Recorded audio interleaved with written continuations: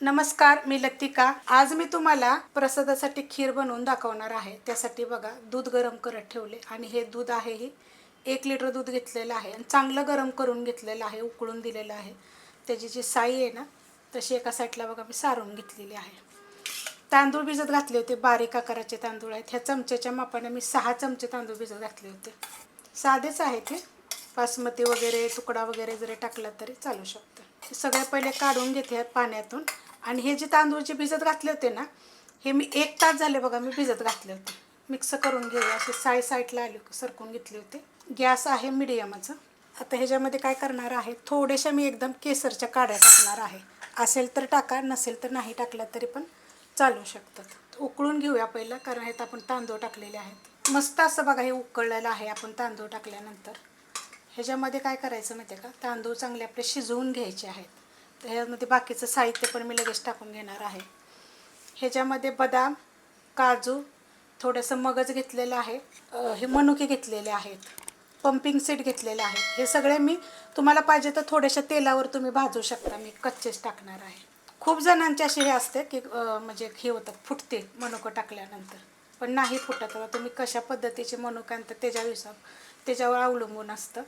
Gas आहे बारीकच। आता बारीक गॅसवर आपण हे चांगलं शिजवून देऊया। बारीक गॅसवर बघा मी ठेवलं होतं शिजायला, मस्त असं शिजलेले आहेत, म्हणजे पूर्णपणे शिजलेले नाही तर अर्ध कच्चे झालेले आहेत। भिजत घातल्यावर काय जास्त वेळ लागत नाही बघा, अशा पद्धतीत म्हणजे दाखवते एकदा हे बघा।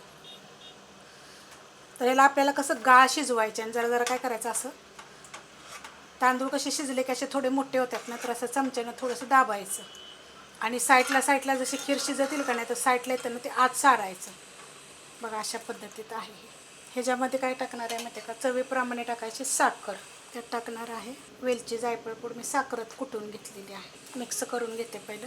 साखर आणि वेलची पावडर टाकल्यानंतर बघा चांगलं मिक्स करून घेतलेलं आहे। त्याच्यामध्ये टाकणार आहे मी थोडीशी पावडर, त्याच्यामध्ये मखाने जास्त आहेत, बदाम, काजू, पिस्ता असे सगळं मी केलेलं आहे, ते टाकलेलं आहे, पावडर करून ठेवते मी। मखाने 3 चमचे होते आणि बाकीचं साहित्य जसं आपण बदाम काजू जे असतात ना, ते थोडं थोडं होतं, पंपिंग सीट म्हणा, हे सगळं त्याच्यामध्ये मिक्स करून घेते। आणि हे अजून कडे एक 5 मिनटं तरी 5 ते 10 मिनटं एका साईडला मी तर बारीक गॅसवर झाकण ठेवून शिजवून देते। अजून साखर आणि विलायची पावडर टाकल्यानंतर पण मी बारीक गॅसवर बघा हे ठेवलं होतं, मस्त असं झालेलं आहे।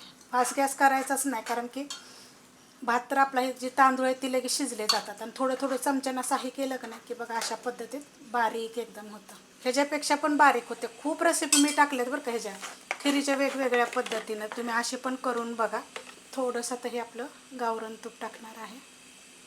जर तुम्हाला असं तूप जर टाकायचं नसेल ना, तर काय करायचं माहिती आहे का, ते बदाम काजू जे होते ना ते थोड्याशा तुपावर भाजून घेऊन जरी टाकले तरी चालेल। मला अशाच पद्धतीत पाहिजे होते, तर मी अशाच पद्धतीत केलेली आहे। तर ही कशी प्रसादासाठी एकदम मस्त अशी खीर झालेली आहे। तुम्हाला जर घट्ट वाटत असेल तर थोडंसं दूध मग ह्यात जर टाकलं तरी चालेल, आणि नाही टाकलं असंच जरी ठेवलं तरी चालू शकते। खूप चविष्ट अशी खीर झालेली आहे। एकदा जरूर झटपट करून बघा। रेसिपी आवडली तर लाईक करा, सबस्क्राईब करा, कमेंट करा आणि शेअर बी करा।